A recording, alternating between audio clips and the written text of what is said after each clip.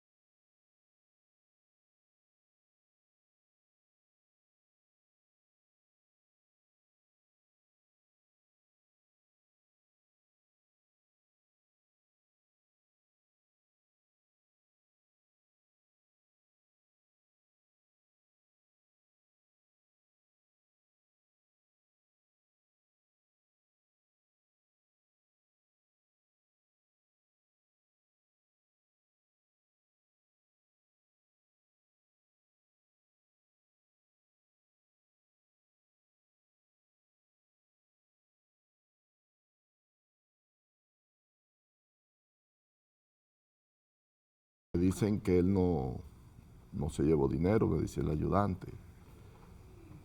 Y él se fue y desde ese día nosotros no... 76 años Sí. tenía. A nivel de salud, porque a veces uno piensa si es una persona con Alzheimer, una persona con ciertas situaciones, se pudo haber perdido, no era su caso. No, era muy lúcido. Él vivía con muchos achaques. Tenía, por ejemplo, físicamente él no se veía muy bien. Él se veía como una persona que tenía, aunque mi papá siempre fue de contextura muy delgado y eso, pero él tenía sus problemas de salud. Tenía deudas. Sí, porque allá regularmente en esos tipos de negocios, él alquilaba finca por 2 o 3 años. Okay. Alquilar ese tipo de negocio es una aventura. Pero ustedes pudieron investigar, indagar, a ver si por razones de alguna deuda alguien tomó represalia o... No, porque mi papá es de los mercaderos viejos, que son gente muy seria, que son palabras de gallero. Okay. Entonces son gente que le preocupa mucho deber. Okay. Incluso O sea que cumplía, cumplía, debía, no, pero cumplía con cumplía, su... o daba la cara. o daba la cara, pero incluso la casa de él propia la vendió, Okay. la de la segunda familia la vendió para pagar deuda. Okay. Me dicen porque él era una persona muy cerrada. Yo fui varias veces a decirle que cualquier problema, que nosotros estábamos para ayudarlo, pero papi era una persona muy extremadamente cerrada, que no hablaba. Que a veces hay gente que desaparecen, pero que tienen problemas, o tienen enemigos, pero que yo sepa, mi papá no tenía enemigos, ni era una gente de problemas, ni era una gente conflictiva, al contrario, era una persona muy cerrada, muy callada. Y entonces, ¿qué hipótesis ustedes han manejado después de su desaparición? ¿Qué pudo haber pasado? Oye, nosotros estamos en el aire porque nadie lo vio. O sea, una hipótesis desagradable, dicen, que pudo haberse suicidado, pero papi no iba a dejar a Emily, que era su debilidad, la hija más pequeña, sola. O sea, me cuesta eso. Fue muy difícil, principalmente para mi papá. Mi papá se encargó de buscarlo tierra, mar, aire, por todos los sitios y ningún rastro. No apareció ni vivo, ni muerto, no se sabe absolutamente nada, nada. Un ser querido y más su papá que desaparezca, si tú estás esperando de un momento a otro, que no se sabe nada de él y que tú no sabes dónde está, que no tenga una tumba, que no. Es duro, es difícil. ¿Era depresivo? No, papi se preocupaba, sí, porque era una persona muy seria en su trabajo, muy seria. O sea, pero salir una persona y no aparece ni el cadáver. ¿Él utilizaba armas? No, sí, él tenía un arma, pero no la dejó en el negocio. Ok, entonces la pregunta que ustedes se hacen, en caso de que se fuese una tesis, no, posible suicidio, el cadáver, o sea, dónde Sí, claro. lo hizo, cómo lo hizo, es lo que ustedes... Claro, porque tú estás en un proceso de angustia. Porque eso es una incógnita, uno no sabe qué fue lo que pasó. Esa incertidumbre de tú saber a dónde está, si fue que le hicieron algo, si fue él que se hizo algo, es una situación bien dura, bien difícil.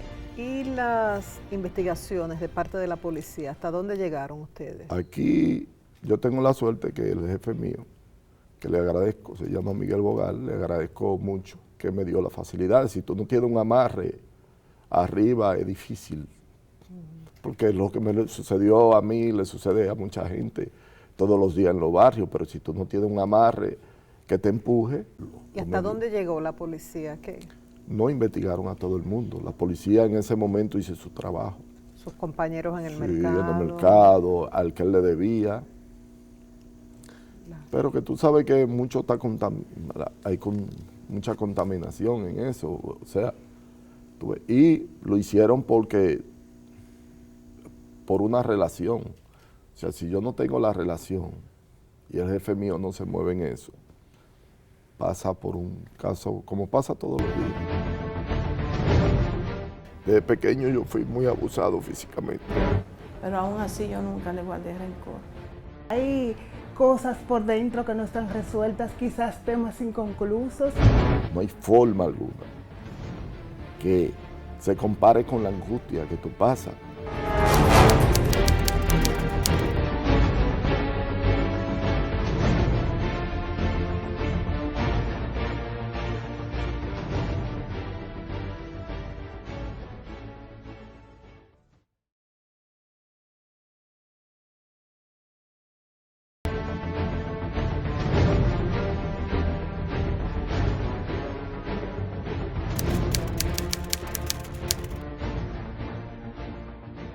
Leonel, ¿qué significa que desaparezca un ser querido de esta manera y pasen 6 años sin uno saber de él? Te pongo un ejemplo concreto. Alguien de la familia muere, uno va a la funeraria, uno lo entierra, lo ve en el ataúd, lo ve que lo entierran, pero a uno le parece que es una pesadilla y que uno va a despertar y uno cree que eso no es verdad. A veces se piensa que uno va a perder la cordura. En el caso de personas desaparecidas, el duelo se hace más complejo. ¿Por qué? Porque la familia no tiene pruebas físicas de que esa persona realmente la perdió. En el caso de la desaparición, que no se ha visto cadáver, no se sabe si está vivo, si está muerto, ¿cómo se siente eso? Una muerte en vida. sea, No hay forma, soy muerto en vida. tú te sientes como muriéndote. Sí, un proceso a mí me ayudó, como te dije, Dios. La rodilla de mi familia, de mi comunidad. No hay forma alguna que se compare con la angustia que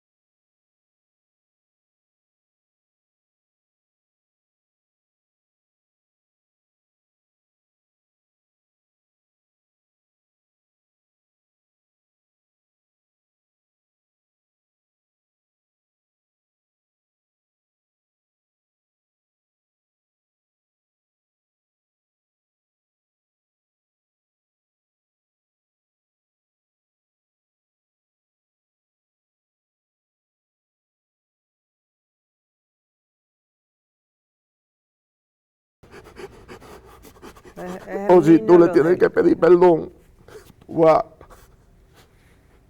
y le pides perdón por una situación. Ok. ¿Y por qué tú hablas de pedir perdón? Hay cosas por dentro que no están resueltas, quizás temas inconclusos, cosas que no se dijeron, abrazos que no se dieron, y todo eso hace que la dinámica familiar se altere. Papi era una persona muy fuerte, o sea, desde pequeño yo fui muy abusado físicamente. ¿De golpes o Golpes. abuso sexual? No, golpes. Abuso sexual Golpes no. nunca, gracias a Dios, Golpes. pero golpes de amarrarme por los pies. Estando tú muy pequeño. ¿Tú recuerdas qué edad tenías? 7, 8, Tú tenías 7 años, 8, 9. 8, 9. Amarrarme por los pies, subirme con los pies hacia abajo, ponerme el pie en la cabeza. Recuerdo que un día yo jugando a la lucha, en aquellos tiempos se usaba mucho ya veneno y eso. Yo jugando a la lucha rompí un vidrio y me dio una pela con la hebilla de la correa, que tuvieron que desnudarme y ponerme de espalda y durar día y medio, me podía voltear. ¿Y las heridas que Sí, provocó? unos moratones. Se me tenían que desnudar y ponerme. Mami no se podía meter porque recibía lo de ella también. ¿Él golpeaba a tu madre también? Sí. ¿Se intercedía? ¿Llegó a golpearla? ¿Por qué? Sí, porque papi, usted sabe cómo son las madres. Y si ella se acercaba, Le da. ¿Y él bebía? a veces, pero nunca así que se ponía, no. ¿Y él golpeaba a todos sus hijos o a ti solamente a ti? Mami que a todos, él era fuerte con todos, pero más conmigo. Quizás porque yo era quizá un poco inquieto, Okay. pero ¿Tú recuerdas que te dio con la correa y con la hebilla? que me amarraba en un árbol. Te amarraba en un árbol con los pies hacia arriba. A ver, un día lo hizo eso y me amarraba en un árbol afuera a mi hermano. ¿Y por qué tiempo te amarraba? 2 o 3 horas. Me encerraba en un baño en las noches, Oscuro. oscuro. ¿Y qué tiempo te dejaba ahí? 3 y 4 horas. En un baño, no, un baño afuera. Ya. ¿Y sabes si a él le hacían lo mismo siendo Sí, niño? me imagino que sí, porque Pero nunca supiste. nunca supe, pero lo entendí después.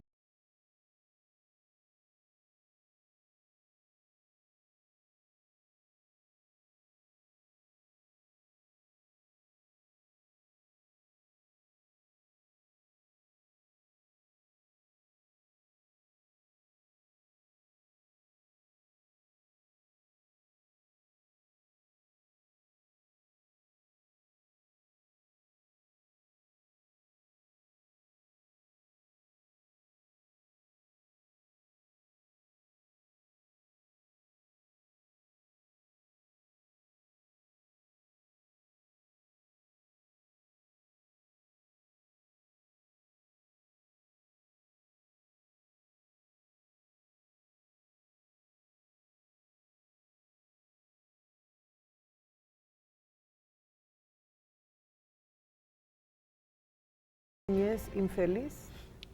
Yo no quería ser niño, María Elena. ¿Cómo así? No, yo no quería ser. Porque si ser niño era eso. ¿Y qué tú decías? ¿Que quería ya ser Le grande? pedí a papá Dios que me hiciera adulto. ¿Y cómo tú le decías? Papá Dios, ayúdame a ser adulto. Siendo tú de Sí, 6 o 7 años. 7, 8, 9, 10, 11.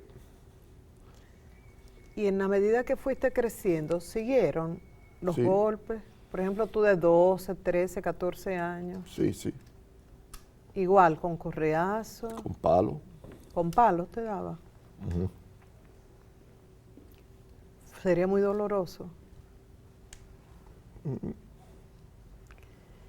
¿Y en ningún momento trataste de enfrentarte? Ya siendo tú un joven, quizás con un tamaño similar al de No, él. porque ya ellos, papi y mami se divorciaron. Ok. Y, Y nosotros quedamos con la hermana mayor. ok, entonces ya tú estabas lejos de tu papá. Sí, pero él venía y a veces cuando le daban una querellita mía iba O sea, ¿hasta qué edad te golpeó? 15, 14, 15. Mi historia para mí era maldita. Ahora, para mí esa historia mía es bendita. Nadie es feliz y no perdona. No hay donde llorarlo. Eso es lo más difícil.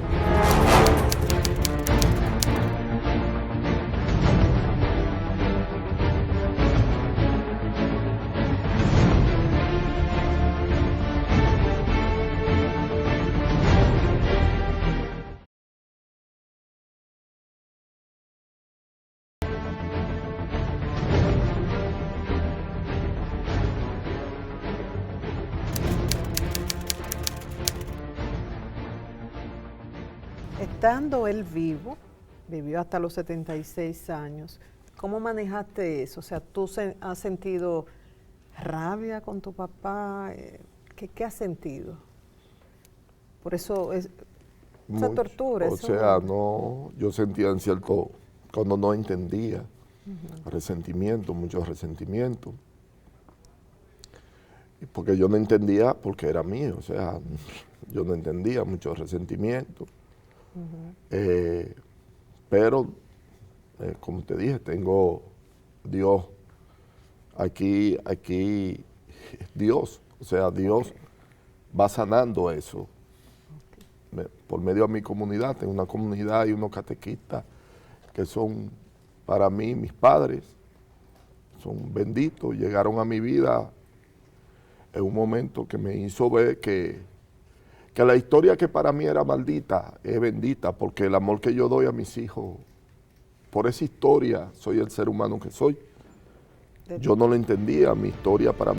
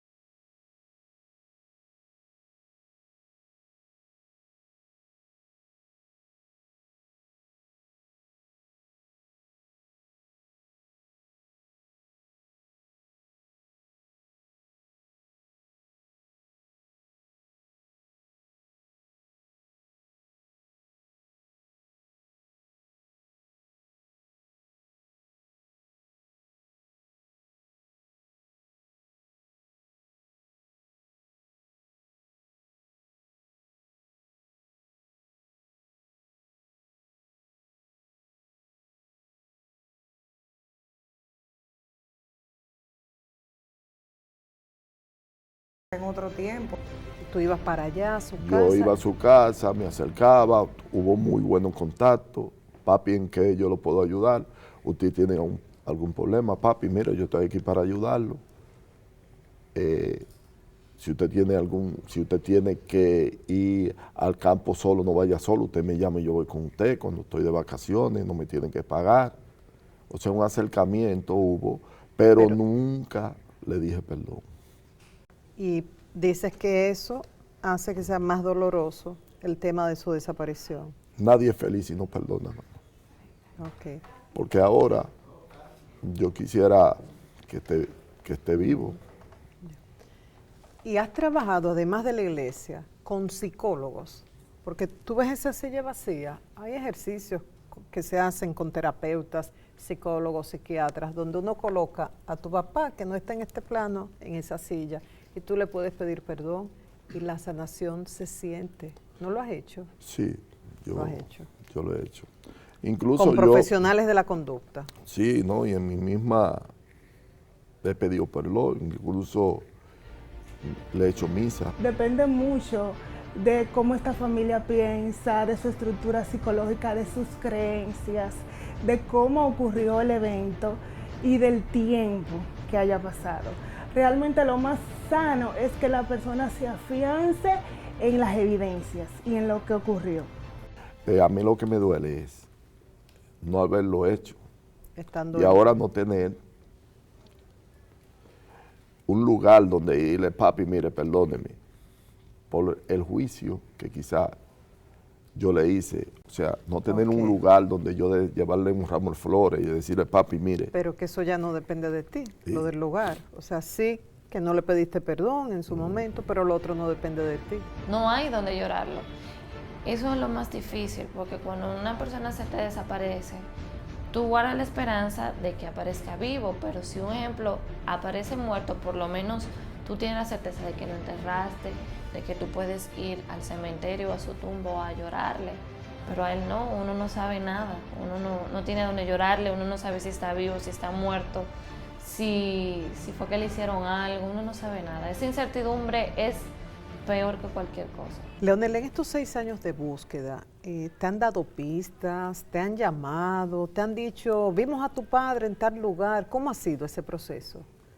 Me han llamado, que vieron, por ejemplo, en San Juan, vieron a alguien en el parque parecido a mi papá.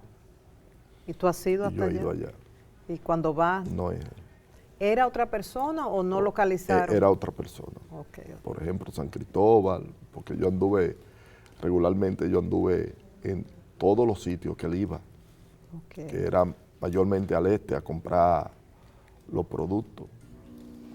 Y a veces me llamaban, me decían, mira, hay una persona con el perfil de tu papá, que le agradezco mucho a los medios por eso, que hicieron un buen trabajo en eso.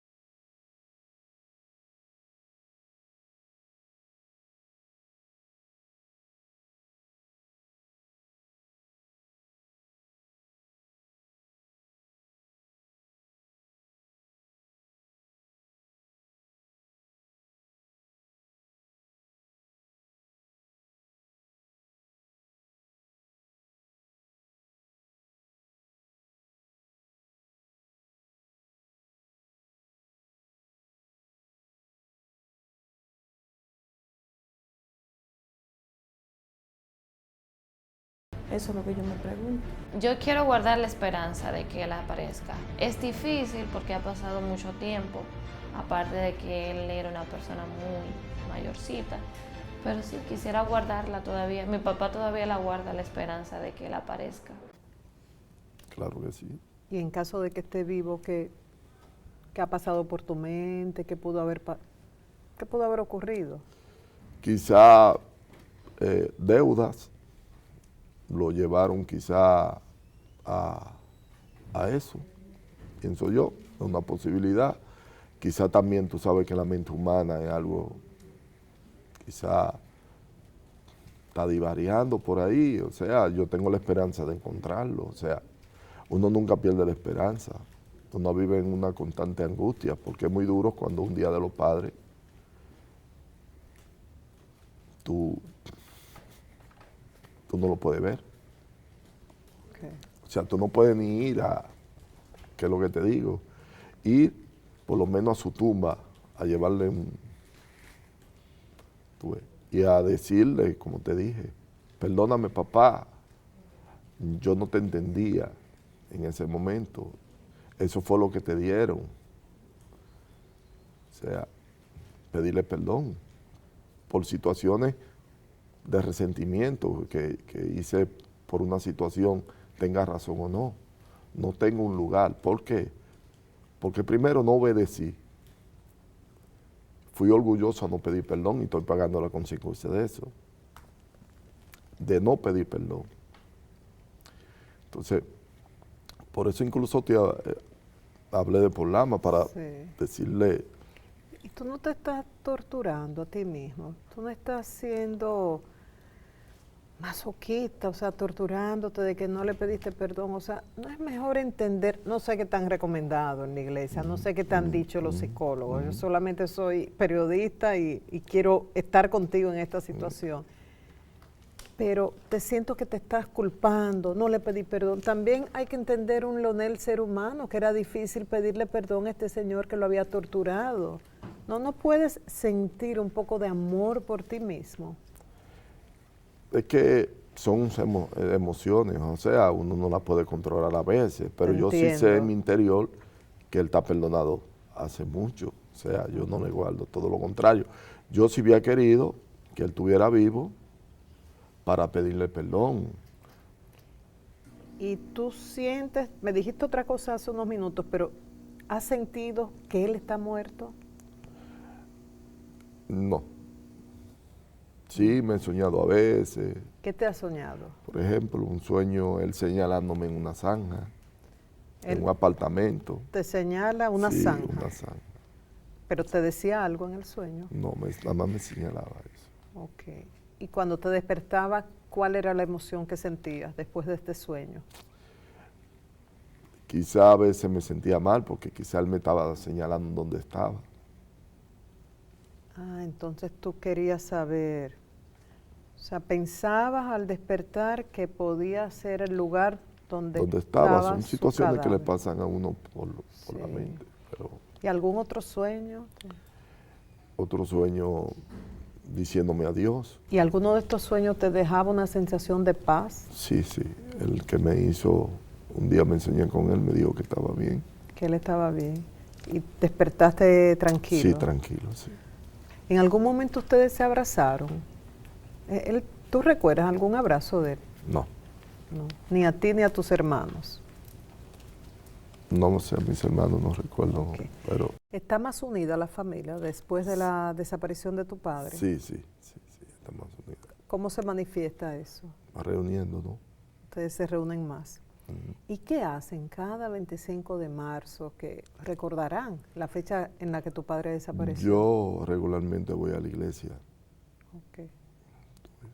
Porque todavía hay hermanos que no han superado eso, porque es muy duro. ¿Tú me entiendes? Pero yo, por ejemplo, voy a la iglesia. Okay. Si le tengo que hacer una misa, se la hago también. Tú me decías que has recibido una gran enseñanza sobre el perdón y que querías compartirlo con el público. Adelante. No, que no sé, al que le haya pasado una situación igual a la mía o tiene algún resentimiento con un ser humano por un daño determinado que le ha hecho en su vida, que le pida perdón, que no espere que no esté, que no pase por quizá orgullo, quizá resentimiento, por lo que yo pasé, por no pedirle perdón a mi papá, que ahora no tengo donde pedírselo. Entonces la enseñanza o el aporte que yo quiero es eso, sobre el perdón. Nadie es feliz si no perdona. Nadie. Que si hay alguien que me está viendo ahora y le pasó la misma situación, o una situación determinada,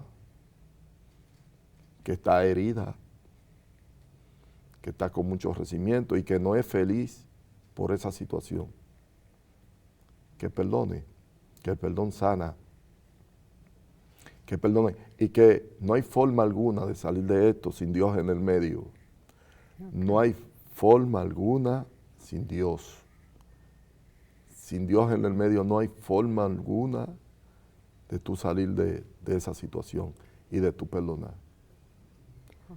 Y entendía ya como aporte que estamos así, la sociedad, es porque hemos sacado a Dios de nuestra familia, de nuestras escuelas, de la sociedad. Ok. Y Leonel, imaginémonos que tu papá está acá, con las dos posibilidades, porque ni tú ni yo sabemos. Puede ser que esté vivo en alguna situación y hasta viéndote. Y puede ser que no esté vivo, pero a saber qué puede captar su alma. Entonces imaginémonos que está acá sentado, y con la guía de Dios, como dices, que es lo principal, ¿qué tú le dirías a tu papá? Que lo amo y que gracias por ser mi padre. Tú le decías papá, papi, papi. Es mejor si le dices así, papi, y como si él estuviera acá. Sí. Papi, te... No, papi, que lo amo. Y que me hace falta. Que él no hace falta a todos. Y que si por alguna razón, que me perdone si fui un poco orgulloso con él. Que si él me está viendo, que lo estamos esperando. Que tiene una familia que lo ama. Que gracias por darme la vida, porque si no me había dado la vida, no había tenido los hijos que tengo y la familia hermosa que tengo. Gracias, papi, por a tu manera, educarme a tu manera y por ser como fuiste, porque gracias a esa historia soy el ser humano que soy, el padre que soy, el compañero que soy, el hijo que soy. Esos años que yo duré sin verlo a mi abuelo, si tuviera la oportunidad de verlo, dijera que lo quiero mucho. Y le dieron un fuerte, fuerte abrazo, porque él no era una persona muy expresiva y como cuando yo lo veía, yo estaba pequeña y también al ver que él era de esa forma se me hacía un poquito difícil como acercarme a él, pero sí le diría eso, que lo quiero mucho y que a pesar de que yo duraba mucho tiempo sin verlo, él era importante o es importante para mí todavía. Que lamentablemente a veces después que uno pierde los seres queridos, uno se da cuenta de que por qué no hice esto. Aunque yo no fui una hija, yo no me siento contenta porque yo con mis padres no fui una hija que le di problemas ni nada de eso. Siempre fui obediente, y no una hija perfecta, porque siempre hay problemas, pero no fui una persona que me sienta como con esa, ¿cómo te explico? Con esa culpa, ¿no? Si él no aparece, me gustaría, por lo menos vivo, me gustaría que por lo menos apareciera su cuerpo para no darle una santa sepultura, para que para que mi papá, como tú dices, le pida ese perdón que él tanto se lamenta que no le pudo dar, y también el perdonarlo, porque mi papá hace mucho énfasis que él también debió perdonarle muchas cosas que vivió junto a mi abuelo. Y sí, por lo menos uno guarda la esperanza de que por lo menos aparezca su cuerpo. Ya lo que podían aparecer serían huesos o lo que sea, pero por lo menos uno le daría esa santa sepultura que yo sé que él se merecía o se merece tener.